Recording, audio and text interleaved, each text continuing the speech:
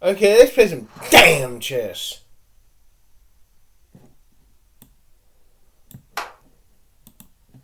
That I retreated from whatever belief I had in Christianity. So little by little, with fluctuations I cannot now trace, I became an atheist, dropping my so-called faith with no real sense of loss, and I might say a good deal of relief.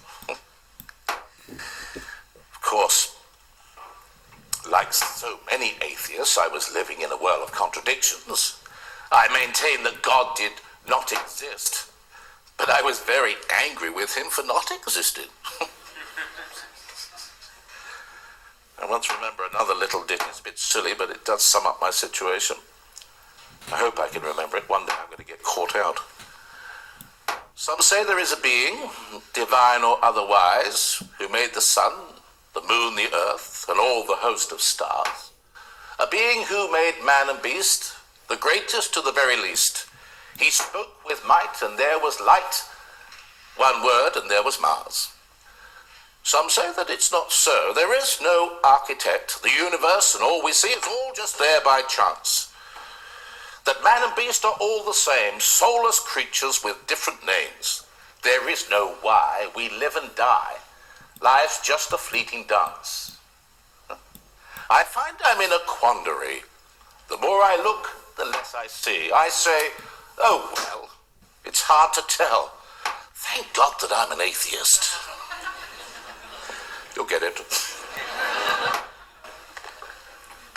Well, if Malvern College saw my decline into youthful atheism, my arrival at the great Knox house heralded a season in which that atheism found a willing mentor. The great Knock was a tutor to whom my father sent me in Great Bookham in Surrey, which is in the south of England. His full name was W.T. Kirkpatrick. I called him the Great Knock, and he was an Ulsterman with an intellect built on fierce logic. The only illogical behaviour I ever saw him indulge in was when on Sundays he put on his best suit to dig the garden. I shall never forget the first time I met him. He had collected me from the railway station, and we were travelling to his home in his car, and I happened to say that I thought the scenery in Surrey was much wilder than I'd expected. Yeah, I'm fucking up. Stop, said the Great Knock as the car screeched to a halt. What do you mean by wildness, and what grounds did you have for not expecting it? Well, as answer upon answer was rejected, it soon became apparent that I had no clear idea corresponding to the word wildness, and insofar as I had any idea at all, wildness was a singularly inept word. Do you not see, then, concluded the Great Knock, that your remark was meaningless? I was even afraid to say yes. I often wish I could have been a fly on the wall when he was talking to his wife. Oh, hello, dear. You're home early. I hadn't expected you so soon. Stop, woman. What do you mean by early? And what grounds did you have for not expecting me so soon? Shit. Well, I've been very fond of the Great Knock, and I owe him a debt I can never repay. No, I don't. You see, my father had sent me to him to prepare me for the entrance examinations into Oxford University, and in that he was very successful. Thanks to his teaching skills, I won a scholarship to University College, Oxford, and I took up my studies there in 1916. Of course, I had to lay them down in 1917 when I was drafted into the army to play my part in the First World War. But my army career wasn't very distinguished.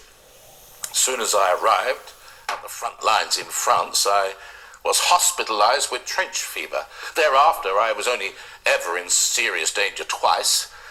Once when an enemy shell exploded by one of our latrines.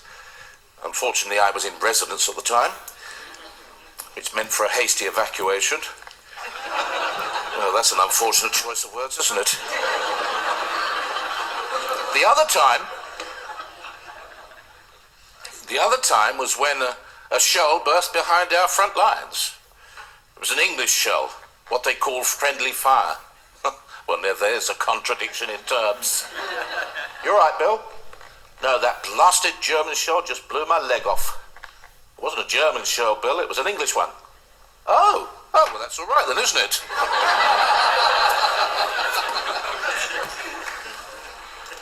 Well, it was a friendly shell, that English shell. For me, anyway. Though I received superficial flesh wounds, they were enough to have me sent back to England, and by the time I had recovered, the war was over. I still have a relic up here, a little bit of shrapnel that's still there. The doctors thought it was too close to the heart to mess around with, and they said it wouldn't do any harm. So, if any of you have got any magnets, don't get them out, as you might find I'm rather drawn to you. Well, I took up my studies again at University College, and by that time, of course, I had a love of philosophy and English language, and all my studies were weighted in that direction. And I passed the various examinations with sufficient distinction to allow me to bide my time in Oxford to await, hopefully, a suitable appointment.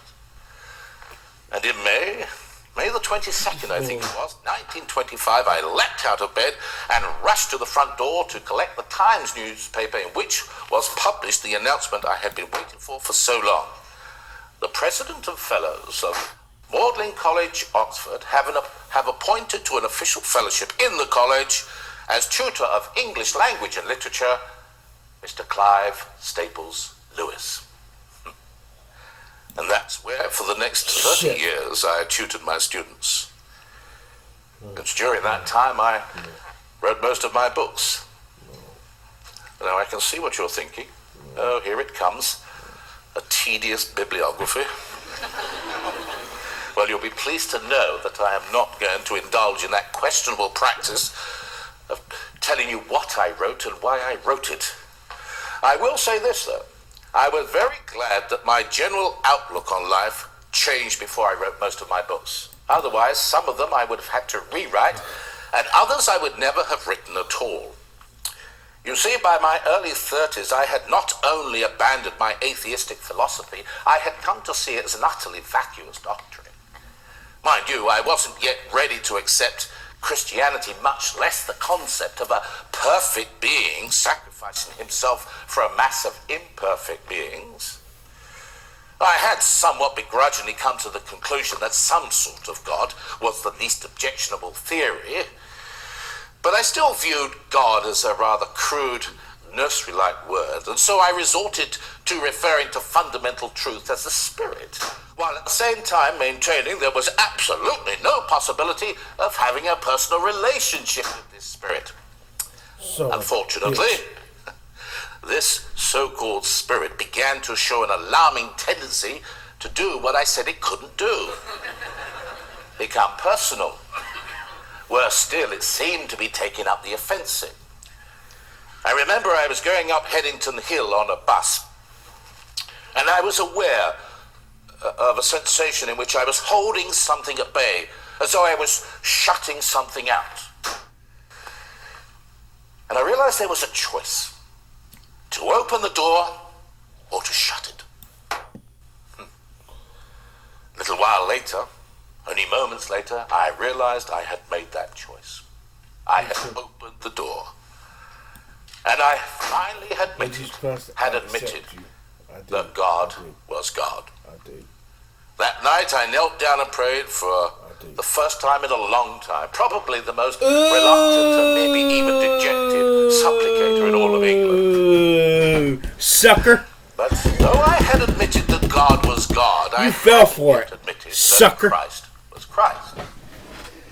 Dumbass. However, I did say that the spirit was on the offensive. One night, I invited Thomas and a man named Hugo Dyson to dine with me at Magdalen. Dyson is a philosopher. He's a devoutly religious man. That's so funny when you get them. I forgot what that was called. He's also a man that gives you the impression of being and they got the pounds and the king right here. No, I mean this in the positive sense.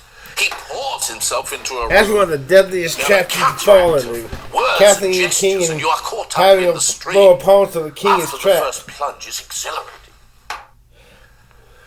Well, after we had dined, we took a walk through the Magdalene grounds, and I happened to remark to Tollers that I still viewed the story of Christ as just another myth. Are you really real?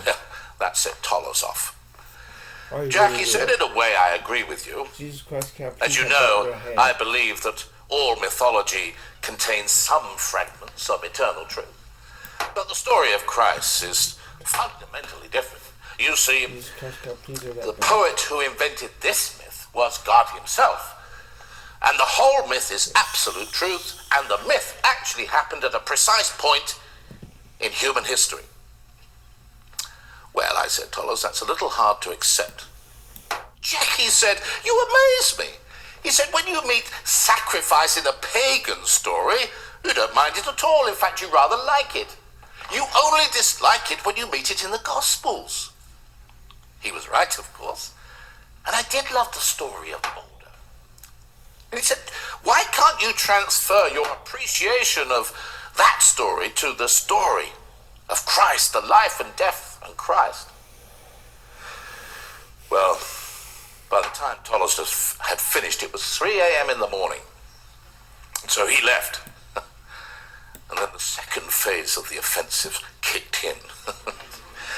Hugo Dyson, who spent the next hour telling me how he'd become a Christian and how important his relationship with Jesus Christ was.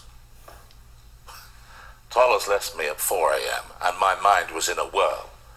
So many thoughts rushing through.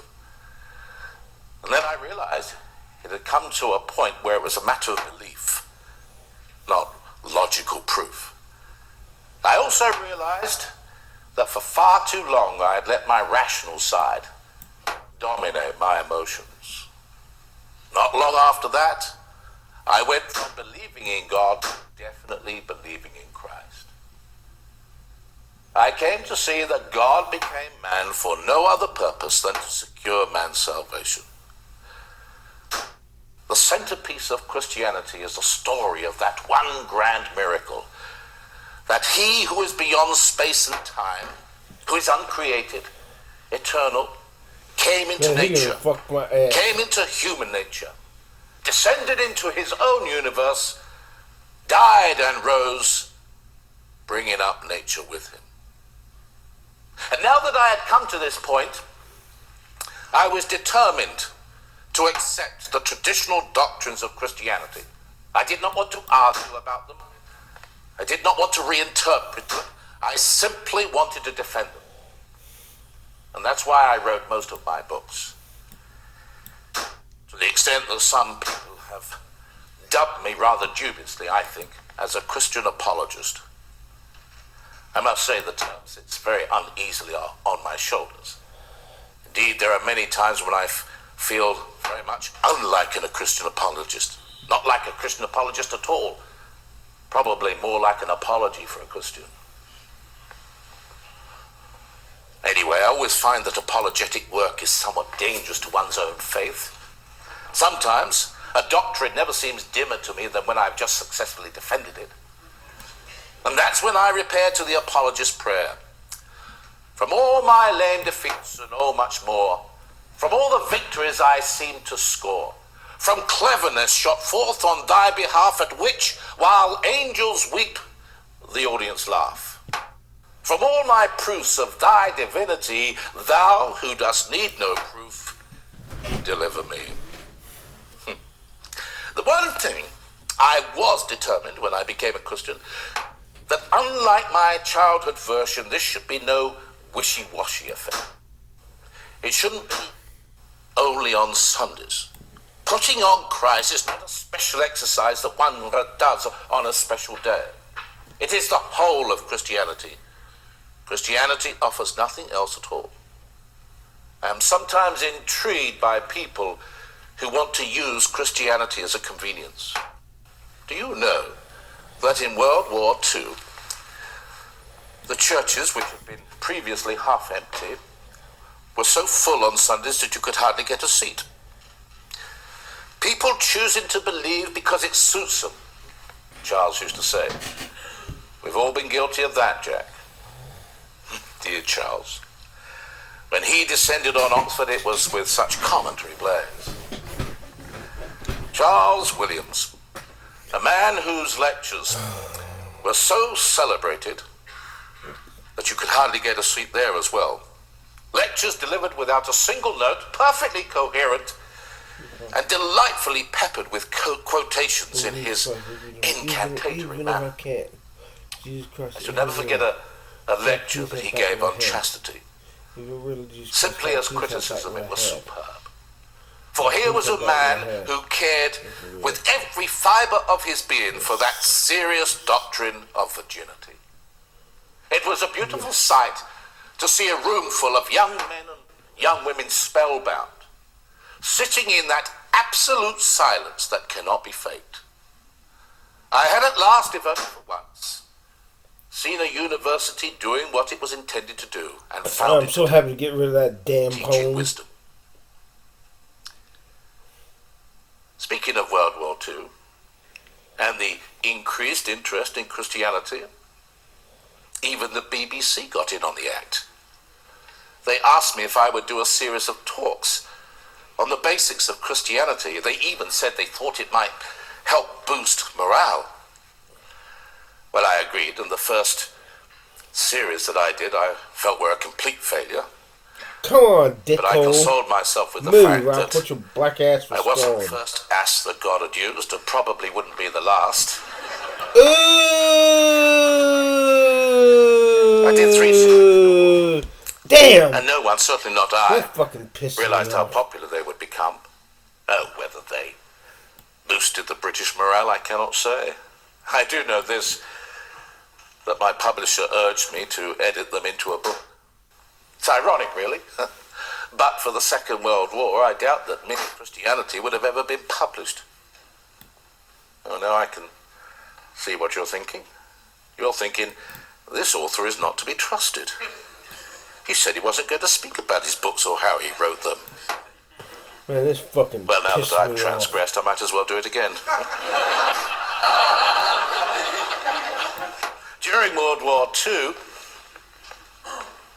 we were constantly bombarded with German propaganda broadcasts that cut through our regular programming. Couldn't do anything about it.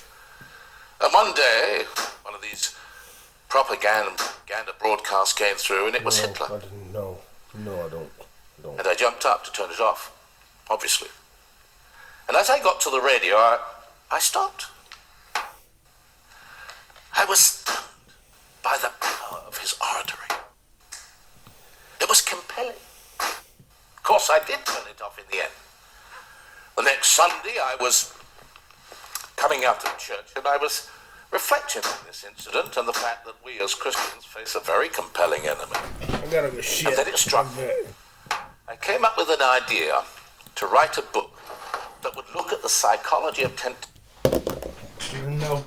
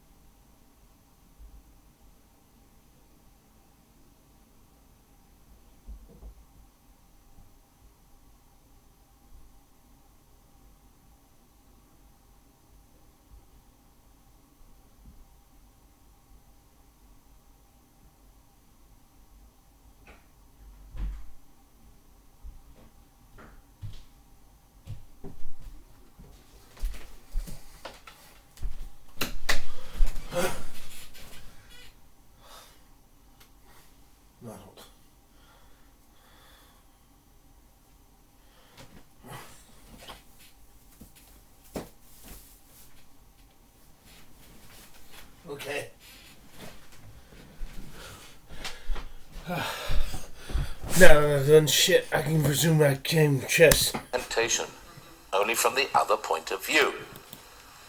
And that book was called The Screwtape Letters. And it went on to be one of my most successful books ever. Do you know what? It even landed me on the front cover of... Well, I'll put your black ass for stolen. September 1947. Did any of you see it? No? Oh, well, you haven't missed much. Charles, by the way, was asked to write a review on Screwtape in one of the magazines. I forget which one. Bitch. I won't tell you whether he wrote good or ill of it. I will tell you how he finished his review. It went like this. Dear Scorpuscle, I hate this book, this heavenly book. It's heavenly dangerous. This giveaway of hell. Your friend, Snicksozzle. P.S. You will send someone to see after Lewis? Some very clever fiend? Oh, by the way, when I read the first few chapters of Screwtape to Tollers, he was very unenthusiastic. He thought I was playing with fire, but I was determined that he should read it all. God damn. But how could this be achieved? Tollers can be a very stubborn man if he wants to. And then it struck me. I know how I can get him to read it. I'll dedicate the book to him.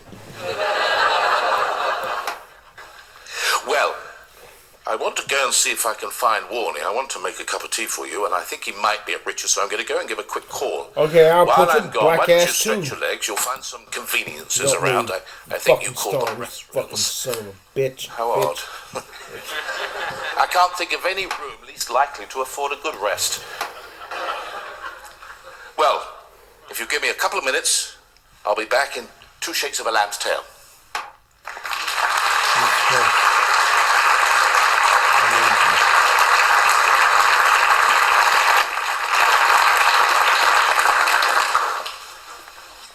Anybody seen Warney?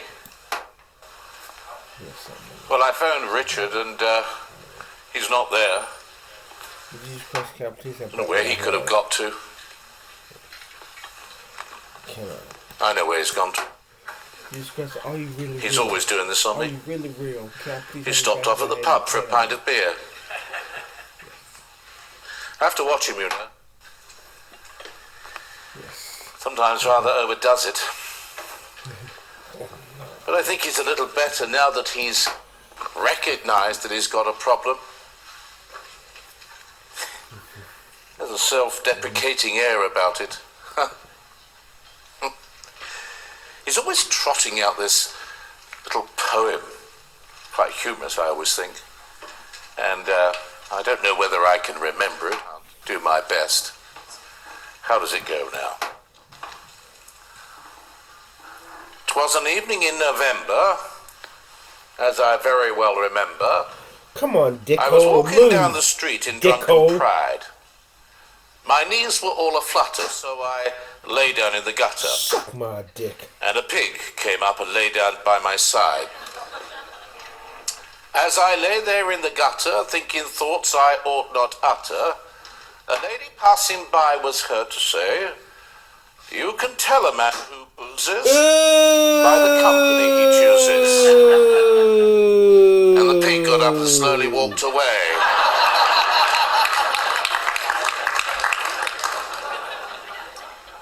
Man, no. Don't tell Warney I so told you, will you? It's a fearful thing to fall into the hands of an angry BPB. Well, I've told you a little bit about my childhood.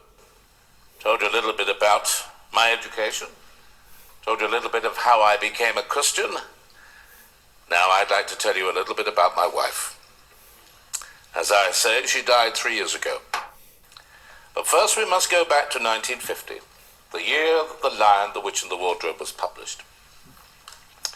I've always received a lot of correspondence from people who have read my books, and I always make a point to answer every one of them. Warney helps me in this endeavour. He can use a typewriter, I can't. Even if I could, I would stick to handwriting. I think it's far more personal. Man, I suppose typewriters are here to stay.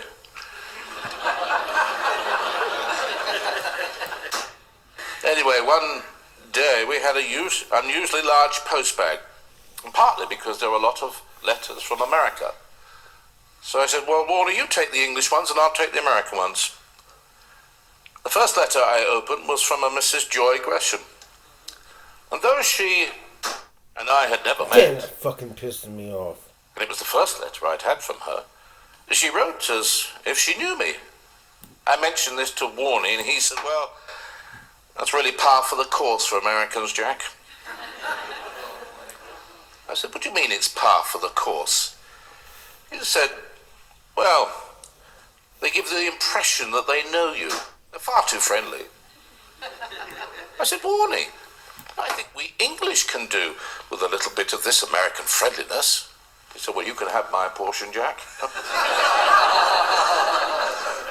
Well, as I knew this conversation was clearly going nowhere, I returned to my letter, and I was very impressed with her perceptiveness and her wit. So impressed that I wrote back immediately. Not long after that, I got a letter back from her, and once again I was in awe of her perception. Well, to cut a long story short, we began a regular correspondence, and after 2 years I got a letter from her to say that she was coming to England. She had been unwell and was looking for a period of convalescence, and she had some friends in London she hadn't seen for a long time, and so she thought she'd kill 2 birds with 1 stone. Actually, 3 birds, because she intimated that she would like to meet with me. I mentioned this to Warney, and I said, I think I'll invite her for lunch, Warney.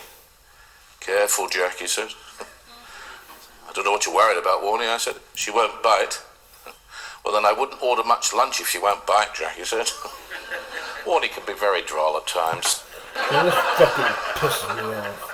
Anyway, I did invite her for lunch, and she came up, and we had lunch in my tutorial rooms at Magdalen College. Invited a few of my colleagues along. I was wondering how she would get on in this male bastion, but she seemed very comfortable and acquitted herself well in conversation. I wondered how she would get on being the only woman amongst a number of men, but she seemed extraordinarily uninhibited.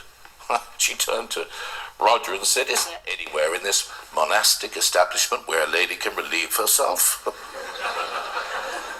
The person nearly laid an egg. Well, after the lunch was over, I thought I'd give her the Tuppenny Hickney tour of the college. That's what I did. And the tour went swimmingly well until we bumped into Christopher. Christopher is a bit of a cynic and has a rather jaundiced view of women. He never loses an opportunity to get a dig in when he can. Mind you, I thought even he was sailing close to the wind when he intimated that when men got together, their conversation tended to be driven by the intellect, and when women got together, their conversation tended to be driven by emotion. I shall never forget her reply. Professor Humphrey, she said, I can't do the American accent, so I won't insult you. Professor Humphrey, she said, in order to make a valued judgment about feminine conversation, you would have to experience it in an exclusive environment. To do that, you would need to change your gender. That would require you to have an operation which I, for one, would oppose on the grounds that feminine nobility would be markedly diminished.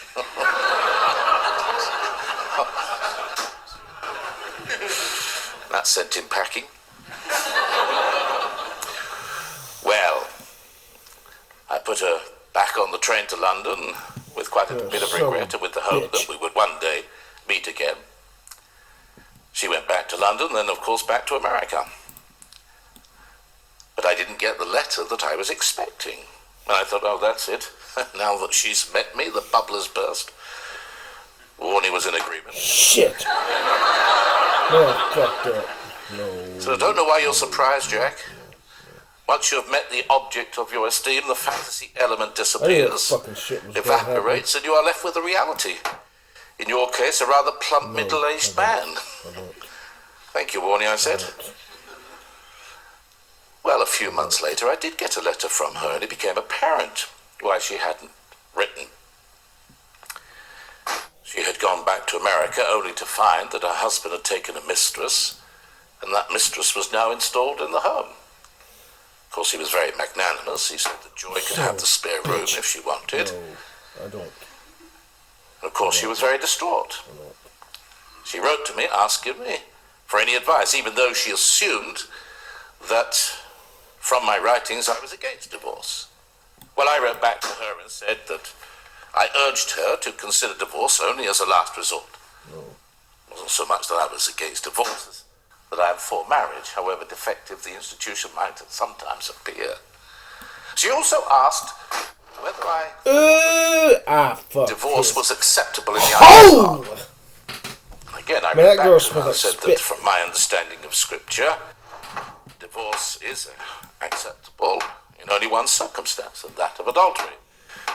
And that if her husband wouldn't give up this adulterous liaison, then I did not think that our Lord would view her seeking or getting a divorce as a sin.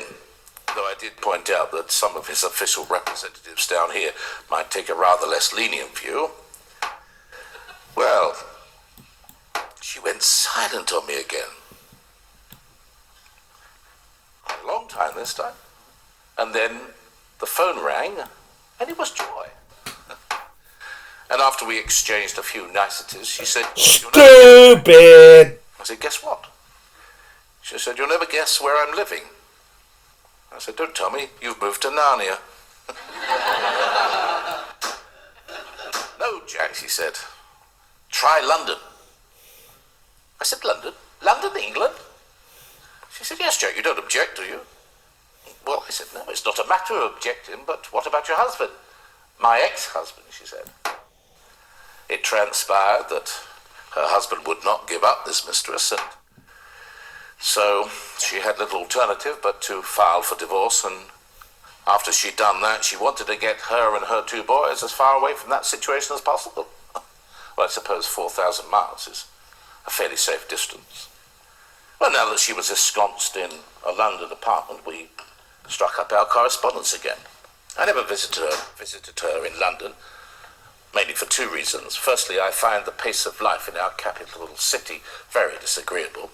Secondly, Warney made it very clear that he did not think it was a good idea for a middle-aged bachelor and an Oxford don at that to be visiting a divorcee, and an American one at that. So we just continued with our correspondence. Well, I did manage in the end to persuade Warney that we should invite her and the two boys to stay with us in Oxford. Can you imagine a couple of crusted old bachelors trying to keep up with two American boys whose energy seems inexhaustible? During those few days, I took Joy on a walk through the village. And as we were going up one street, we happened to notice that there was a house up for rent. The next door neighbour happened to be in her garden, and so we asked her whether she knew what the rent was, and she said, well, it's about £20 a month. Well, Joy's mouth dropped open. She said, that's half of what I'm paying in London. So I'm not surprised, Joy. London is very expensive. In fact, everything in London is expensive. Rents, food, the lot. Well, she said, perhaps I should move up here. I said, but you'd save a lot of money. And she said, oh yes, and postage. I said, I'm not with you, Joy. She said, well, if I'm up here, maybe we could visit instead of write. I said, I'm sure the neighbours will have something to say about that. Well, to cut a long story short, she did come to Headington and moved into that house. And I must say that as a short walk would have me on her doorstep, the weekly letters really became a weekly visit. Warney was unimpressed, of course. I was going out one day and he said, you know what people are saying, don't you, Jack? I said, no, Warney, I don't know what they're saying because they're not saying it to me. That doesn't mean they're not saying it, Jack. I said, saying what, Warney? He said, I don't know, they're not saying it to me either.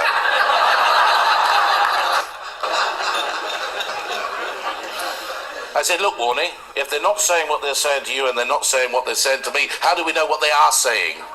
He said, that's not the point, Jack. I said, it's precisely the point. Anyway, I don't see why a man can't have a lady friend. Oh, he said, Jack, lady friends are all right, but you do realise that they have other functions, don't you? I said, warning, without those other functions, we wouldn't be having this ridiculous conversation. I said, but now that you've mentioned it, I'll investigate the possibilities and report back to you. That soon shut him up. Well, when I was with her, the other function was never an issue. We were generally locked in debate. She was as good a debater as any man friend I had ever had. She put me in mind of a certain Miss Anscombe, but we won't go there. Joy had a mind that was lithe, and quick, and muscular as a leopard. I soon learned not to talk rock to her. Well, I suppose you could say that a certain platonic status quo had settled him, and would have remained so but for an enormous plush stroke across fate's canvas. One night when I went to visit her and she opened the door, I could see she'd been crying. And she was a very independent woman, so that when she fell into my arms sobbing, I realized something was seriously wrong. And then I noticed she was clutching a letter. It was from the British government, and they had informed her that they would not renew her visa, that she and the boys should make arrangements to leave the country and go back to America, and if they didn't do that, they would be deported. She was distraught. Bitch, you fucked up. She didn't want to uproot the boys and take them back to America, and she was very worried about them coming under the influence of their father. So I said, look, Joy, I'm sure we can fight this. I'll talk to my solicitor. I think you call them lawyers. I'll talk to my solicitor, I said, and let's see if we can challenge it. She said, oh, Jack, she said, I can't afford legal fees. I said, don't worry, I can cover that. She said, oh, I can't take your money, Jack. I said, I wish the tax man would take such a noble stance. God damn it. Well, we tried, but we failed. The British government. Son of a bitch. And I felt very sorry for her. Then one night, I was lying in bed. And I had remembered that my solicitor had said that there was one circumstance that would ensure she could stay in the country. So I had a little chat to myself. That's very dangerous. Jack, I said, you're a middle-aged man with little prospect of marriage. According to Warner, you're a plump middle-aged man with no prospect of marriage. So it'd hardly be a sacrifice if you married her so that she could stay in the country. Well, the next night I went round to see her, and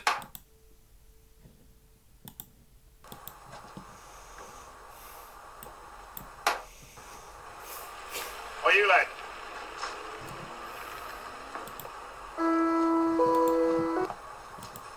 What's your name, son? Bill. Mike Bill. How old are you, Michael? 15. Do your parents know where you are? Well, I was just going home. You're a London kid, aren't you? Yeah. Don't let me catch you hanging about round here again then, son. You go off home now. Okay. I don't suppose you've seen a foreign girl about by any chance, have you? Hundreds of them. Foreign au pair girls, foreign student girls. All of them after older meat than you, sonny. Now do like I told you and disappear. Okay.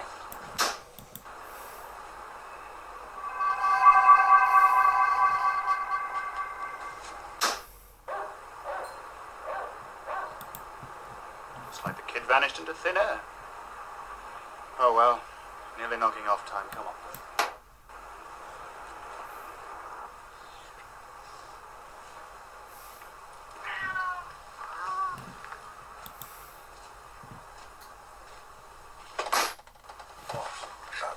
Sorry, mate. Looking for a friend. Suck my dick.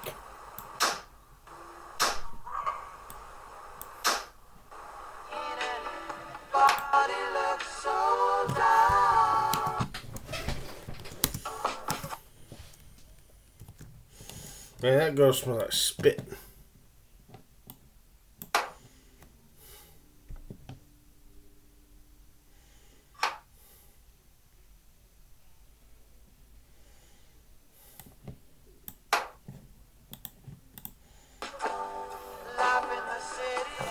There's Pavla.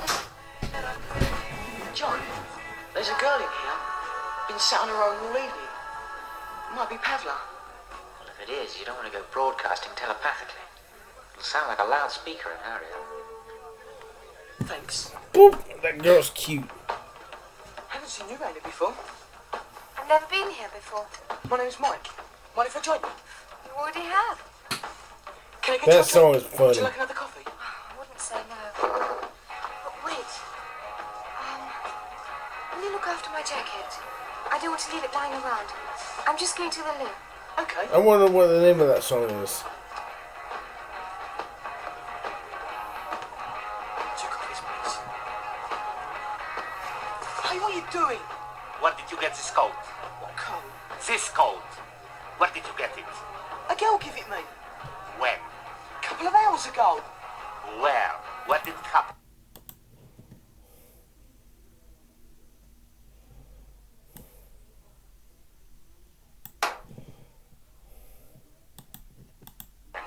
Why are you asking all these questions?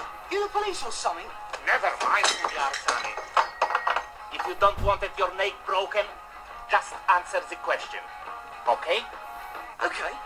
I ask you, where did it happen? Where were you when she gave you this coat? In Piccadilly. She wanted some money for a hamburger. Okay, kid. I can go. Yeah.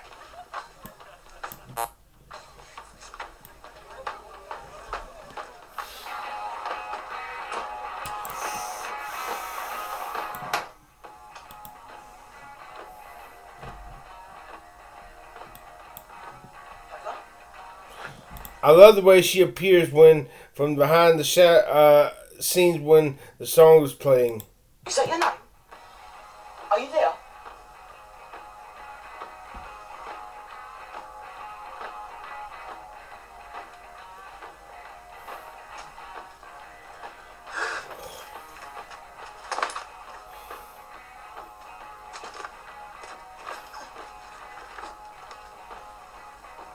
You lied to me, my boy. You know her, and you know where she is. I don't know nothing. I'm telling you the truth. I heard you call her name Pavla. How did you know her name, huh? She told me a name. She just told me a name, that's all. And she also gave you her coat, so it could distract our attention when she ran away, huh? No. Well, maybe she did. I don't know. Could you hear me, Pavla? Are you listening out there? I am going to kill your young friend, Pavla, unless you show yourself. Step out of I the love this shadow, part. Pavla, if you want to save his life.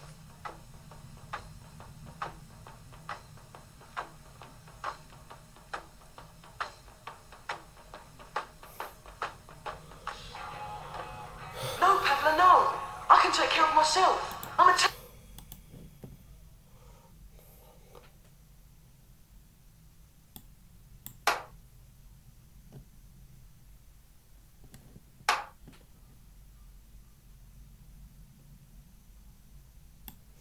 Dick sucking bitch. I'm a telepath like you. Run for it, run. They'll kill you. No, watch. Run, I'll take you. Man, she smells like spit.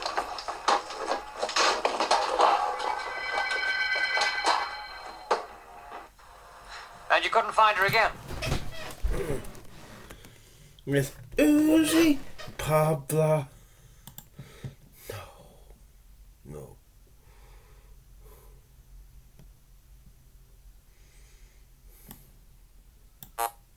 Son of a fucking bitch. And this is really fucking pissing me off.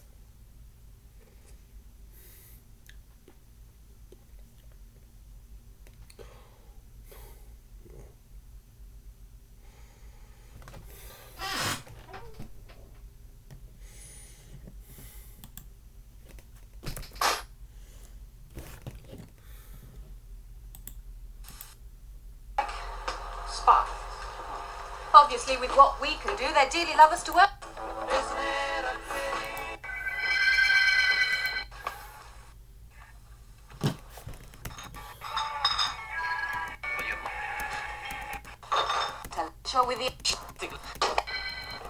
can take care of myself. I'm a telepath like you. Run for it, run. They'll kill you. No, watch. Who's he? Run, I'll take care of them.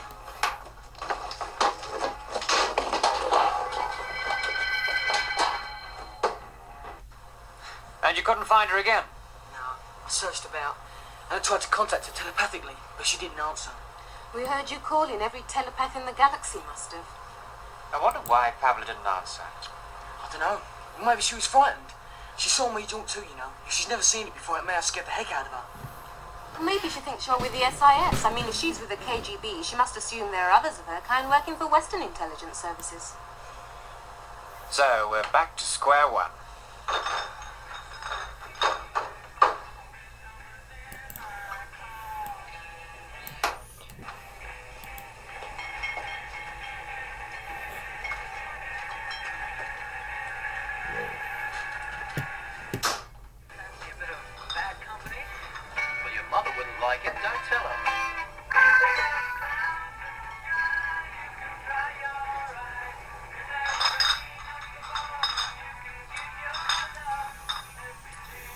With a spit effect.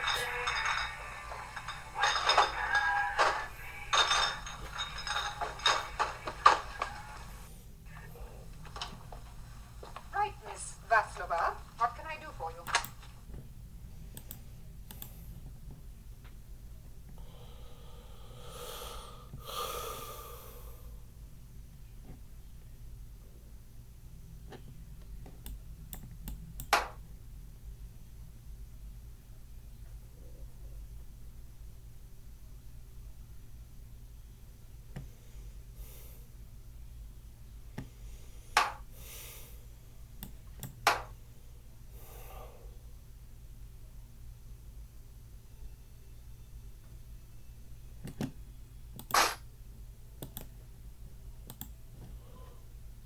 Son of a bitch.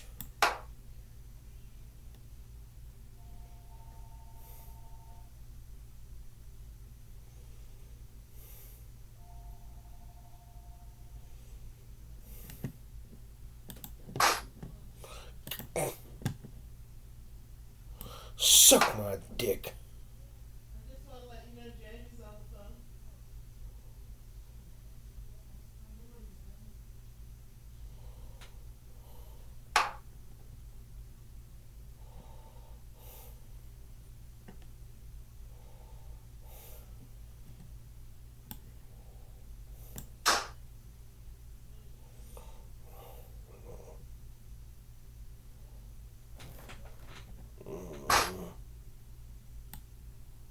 Suck my dick.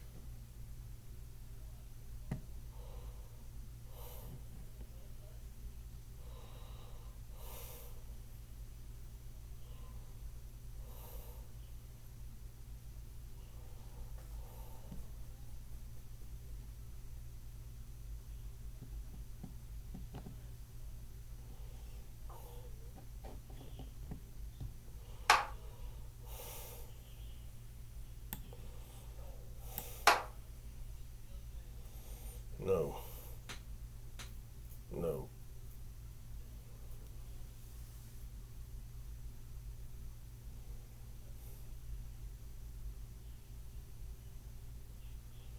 Man, I fucked up. I had his ass.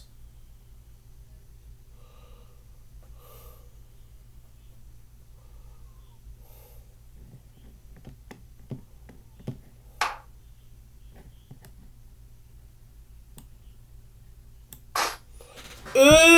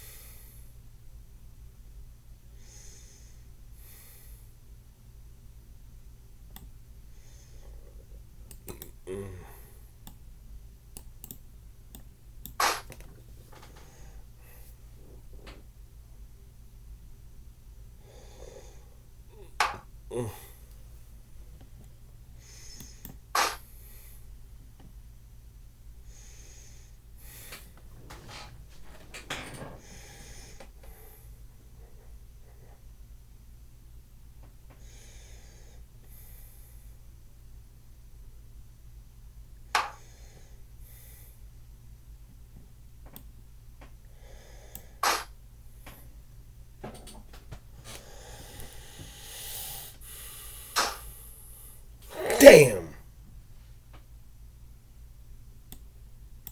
That fucking pissing me off.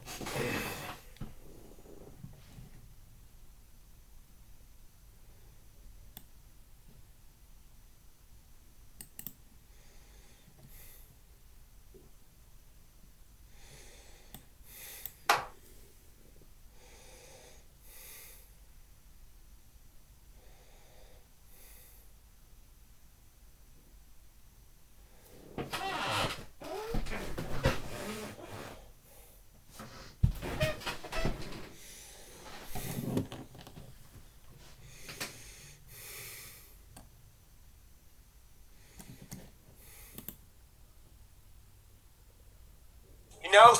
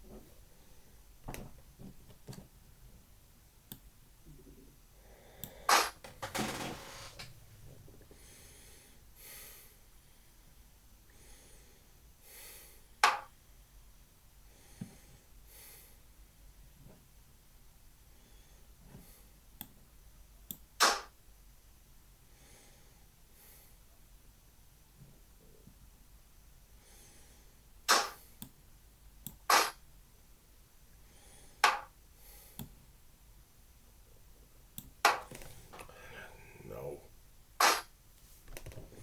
No.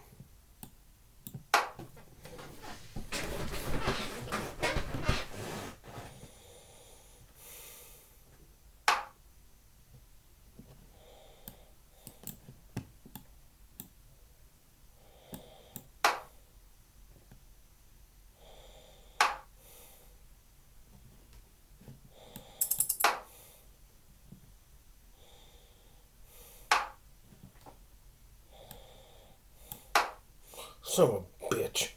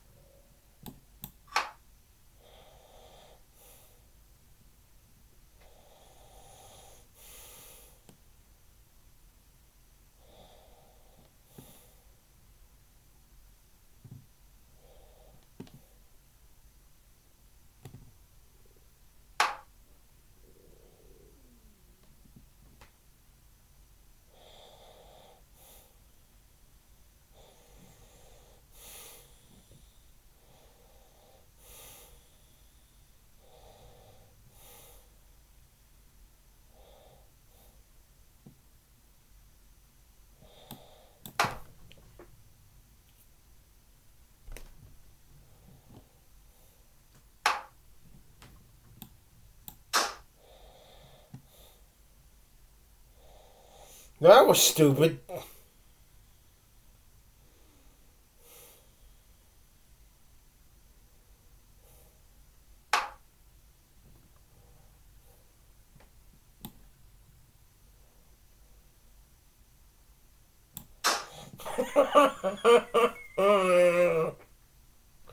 Dumbass.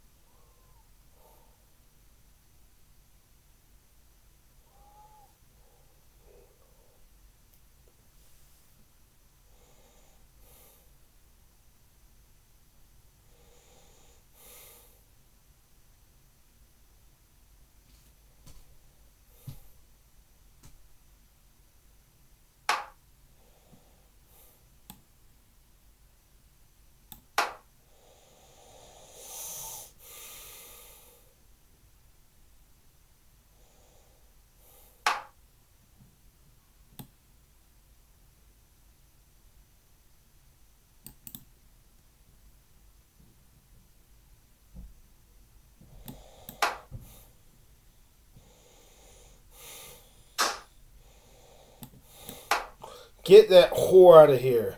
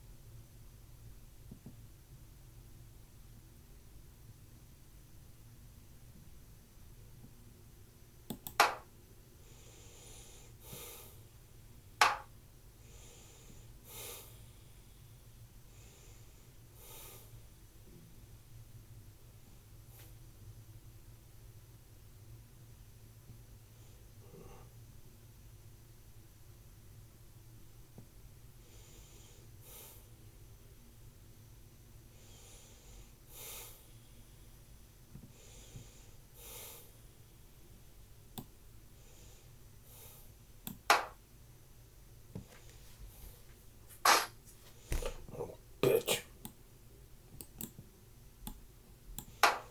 God damn it.